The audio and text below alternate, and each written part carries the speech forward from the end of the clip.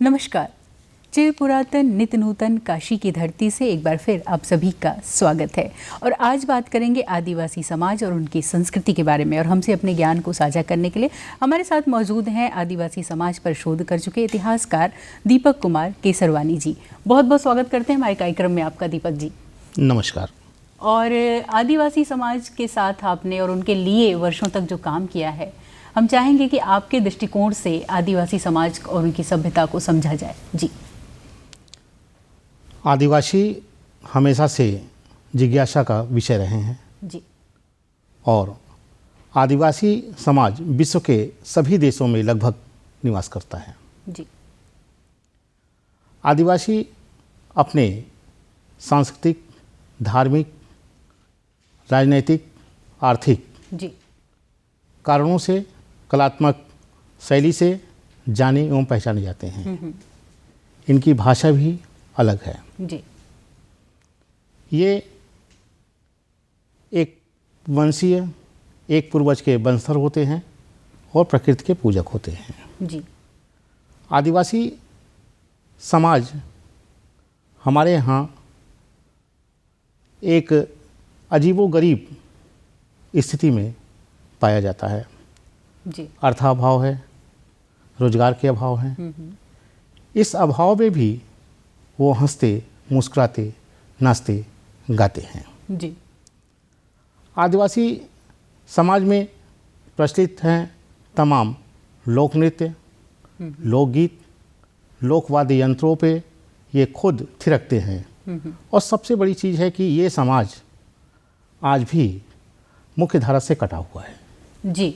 आज भी मुख्य धारा से कटा हुआ है या ये स्वयं कटा रहना चाहता है? क्या अनुभव रहा आपका इनके साथ? शोध के दौरान हम लोगों ने उत्तर प्रदेश के तमाम जनपदों में जो आदिवासी बहुल इलाके हैं वहाँ गए, अध्ययन किए और सरकारी योजनाओं से इनको लाभ पहुंचाने की तो कोशिश की जाती है। जी। ये बातें तो आगे हम चर्चा करेंगे ही, लेकिन जो इनके सांस्कृतिक मूल्य हैं जी, और वर्षों से इन्होंने उसे अक्षुण्ण बनाए रखने की कोशिश की। अभी आपने जिक्र भी किया प्रकृति के साधक हैं ये जो है, तो वो जानना चाहते हैं हम कि क्या उनकी संस्कृति क्या है, उनकी खान पान कैसा है, उनका रहन सहन कैसा है। जी। देखिए, आदिवासी जीवन के सांस्कृतिक मूल्य, जी, ये सांस्कृतिक मूल्य मनुष्य के उद्गम के साथ ही जुड़े हुए हैं। जी। जंगलों में इन्होंने अपना आवास बनाया। गुफाएं, कंदराएं, जंगल, वन, सरोवर इत्यादि इनके सहचर रहे हैं। जी। गुफाएं, कंदराएं इनके कलात्मक केंद्र थे और प्राकृतिक आवास भी थे। जी। बांस के टकराहट, बिजली कड़कने से एवं तमाम आंधी तूफानों से इन्होंने संगीत की शिक्षा ली। जी। आसमान में उड़ते हुए पक्षियों से मंडलाकार नाचने की शिक्षा ली और एक संस्कृति विकसित हुई। जी। जिसको हम वन्य संस्कृति कहते हैं। वन्य संस्कृति जंगल में विकसित हुई और इसका प्रभाव सभ्य समाज पे भी पड़ा। आज अगर हम देखें तो नृत्य में बहुत अंतर नहीं है। जी। विंध्य क्षेत्र के गुफाओं, कंदराओं में जो आदि मानव ने गुफा चित्रों का रेखांकन किया है, उनमें भी वादन, नृत्य का चित्र है। और इससे देखकर हम इनकी प्रगति को समझ सकते हैं कि आदिम मानव कहाँ तक प्रगति किया। ये गुफा चित्र चलचित्र की तरह हैं, विकास के प्रत्येक सोपान को दर्शाते हैं। ये सांस्कृतिक मूल्य ये भी हैं कि जैसे आज हम टैटू, जो फैशन का सिंबल बन चुका है, जी, इसको हम देहाती अर्थों में कहें तो गोदना कहा जाता है। जी। गोदना गुद धातु से निर्मित है, जिसका अर्थ है कि किसी कांटे, कील से कालिख में चुभ होकर चित्रांकन करना मानव देह पे। गोदना कला आदिवासियों में काफी प्रचलित है ये। आदिवासी ही सहित नहीं, अब सामान्य जनों में भी प्रचलित है। जी। और आसपास आप बनारस क्षेत्र की हैं तमाम लोगों में एक हमारे यहाँ सिस्टम बना है कि जब तक औरतों के शरीर पे गोदना नहीं होगा तब तक विवाह के बाद उसके सास ससुर उसके हाथ का पानी नहीं पिएंगे। अच्छा। ये हमारे यहाँ लोकाचार है। लेकिन गोदना आया कहाँ से? गोदना मूल रूप से गुफा चित्र की प्रतिकृति है। जब मानव का गुफावास छूटा और उन्होंने पठार में रहना शुरू कर दिया, लेकिन वे गुफा चित्रों का प्रेम नहीं भूल पाए। जी। उनकी याद को अक्षुण्ण बनाए रखने के लिए उन्होंने उसी गुफा चित्रों को पहले तो अपने देहरी पे द्वार पे बनाना शुरू किया। कालांतर में इसे अलंकरण का रूप दे दिया गया और वही चित्र कुछ परिवर्तन के साथ गोदना में सूरज हैं, चांद हैं, सितारे हैं, ये इत्यादि चित्र गोदे जाते हैं। जी। फूल हैं, पत्ती हैं, सांप हैं, बिच्छू हैं, ये चित्र गुफा चित्रों में भी हैं। उन्हीं की प्रतिकृति गोदने में गोदी जाने लगी और हमारी महिलाएं, खास तौर से चाहे नगरी सभ्यता की महिलाएं हों, आदिवासी सभ्यता की महिलाएं हों, वो अपने शरीर पर गोदने का चित्रांकन कराकर आदिवासियों के संस्कृति, साहित्य, कला मूल्यों को आज भी आगे बढ़ा रही है। जी। और इसी दौरान एक प्रश्न बरबस ही मन में आता है कि विकास के क्रम में हम सभी की शुरुआत तो ऐसे ही गुफाओं से हुई, लेकिन विकास के क्रम में हम आगे बढ़ गए। क्या वजह रही कि कुछ आदिवासी समुदाय, संस्कृति अभी भी अपने उन्हीं ढर्रे पे चलने के लिए विवश हैं या ऐसी उनकी मर्जी है? जी। आपका प्रश्न एकदम सही है। जी। जब सभ्यता का विकास हुआ जी। तो कुछ जिज्ञासु लोग गुफाओं कतराओं से निकलकर पठार में चले आए। जी। और कुछ गुफाओं में ही रह गए। ये पठार में निकलने वाले लोग पठार में खेती बाड़ी करके, झोपड़ी झुग्गी बना के, मकान बना के ये सभ्यता में के साथ जुड़ गए। लेकिन जो हमारे आदिवासी बंधु गुफाओं में रह गए, वो जंगलों पे आधारित उनका जीवन रहा।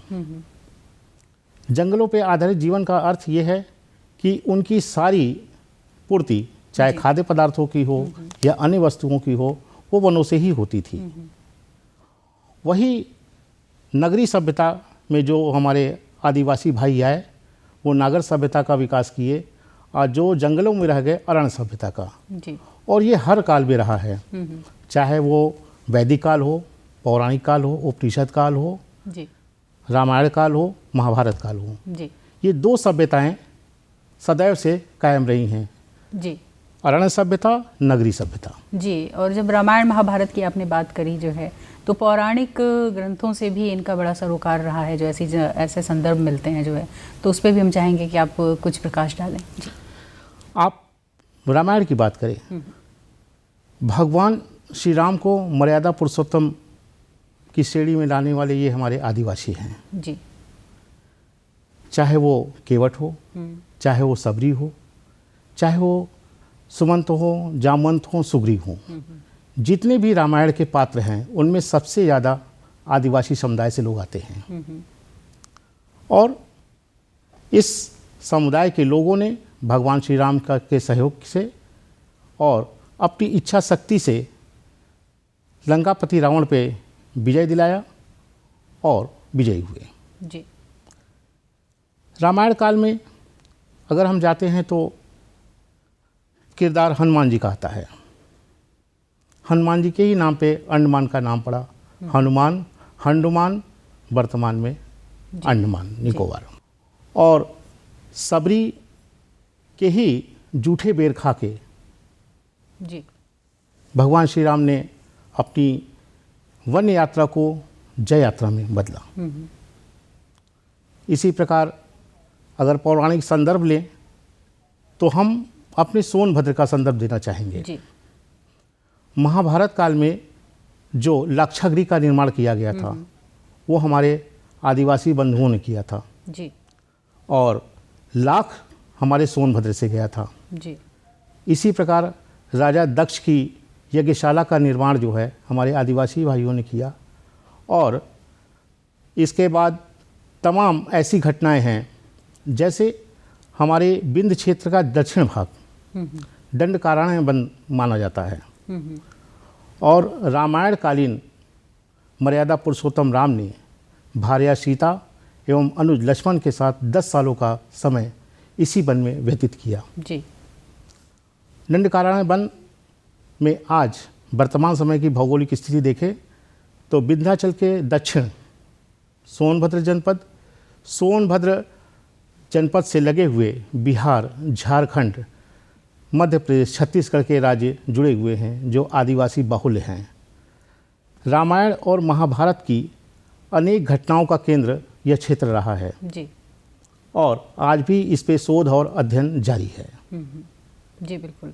और धार्मिक मान्यताओं की अगर बात करें जो है तो मन में हम लोगों के यही रहता है कि वो तंत्र मंत्र से जुड़े हुए होते हैं जो है, तो क्या ये बातें अभी भी पाई जाती हैं उनके बीच में?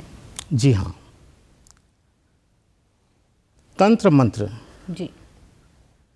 तपस्या का ये शॉर्टकट रास्ता है। लंबे समय तक तपस्या करने के बाद जो सिद्धियां प्राप्त होती हैं जो है वो थोड़े समय में ही तपस्या करके तंत्र मंत्र से आदमी सिद्धि प्राप्त कर लेता है। जी। तंत्र मंत्र एक ऐसी विद्या है जो शब्दों का समूह है। शब्द अगर मिल गए तो मंत्र बन गए, शब्द बिखरे हैं तो इनका कोई मतलब नहीं होता। जी। हमारा आदिवासी समाज हमेशा से उपेक्षित अभाव में ग्रस्त रहा है और जंगलों में रहने के कारण इनके पास इलाज इत्यादि के रोग व्याधि मुक्ति के कोई साधन नहीं थे। इनके सामने एक ही था, देवता की उपासना। जी बिल्कुल। देवी देवताओं के उपासक ये आदिवासी अपने तंत्र मंत्र के बल पे तमाम रोग व्याधियों से मुक्ति आज भी पाते हैं। जी। और अगर सरकार की योजनाओं की बात करें, उनके प्रयासों की बात करें तो क्या प्रयास अभी उनके लिए किए जा रहे हैं? देखिए, माननीय प्रधानमंत्री जी के द्वारा जी तमाम प्रकार की योजनाएं आदिवासी क्षेत्रों में चलाई जा रही है। सरकारी योजनाओं के अतिरिक्त जी आदिवासियों पे जी शोध ग्रंथों का प्रकाशन और शोध कराए जा रहे हैं, जिनमें मेरी एक पुस्तक आदिवासी लोक कला केंद्र की सचिव प्रतिभा देवी की एक पुस्तक आदिवासी जीवन के रंग, तमाम पुस्तकों का प्रकाशन हो रहा है, जिससे कि आदिवासी साहित्य, कला, संस्कृति जन जन तक पहुँचे, जन जन लोग इससे शिक्षित हों और सरकार का ध्यान इनकी ओर जाए। जी। इसके अलावा उत्तर प्रदेश सरकार द्वारा यूपी महोत्सव, आदिवासी लोक कला महोत्सव, विंध्य महोत्सव, तमाम महोत्सवों के माध्यम से इनको आर्थिक रूप से सुदृढ़ किया जा रहा है, ताकि ये हमारे आदिवासी भाई रोजगार परक बन सके और इन धन से इसका सही सदुपयोग कर सके। जी। मोदी जी ने एक नई योजना चलाई, रामायण कल्चर मैपिंग योजना, जिसका मैं डिस्ट्रिक्ट कोऑर्डिनेटर हूँ। जी। इसके माध्यम से रामलीला में बनने वाले बानर से भगवान श्री राम तक के पात्र जो कोरोना काल में बेरोजगार हो गए थे, रंगमंच से दूर हो गए थे, उनको पुनः रंगमंच से जोड़ने एवं रोजगार परक बनाने के लिए ये चलाया गया और इस योजना को उत्तर प्रदेश के 35 जनपदों में चलाया जा रहा है और सभी का अभिलेखीकरण हो चुका है।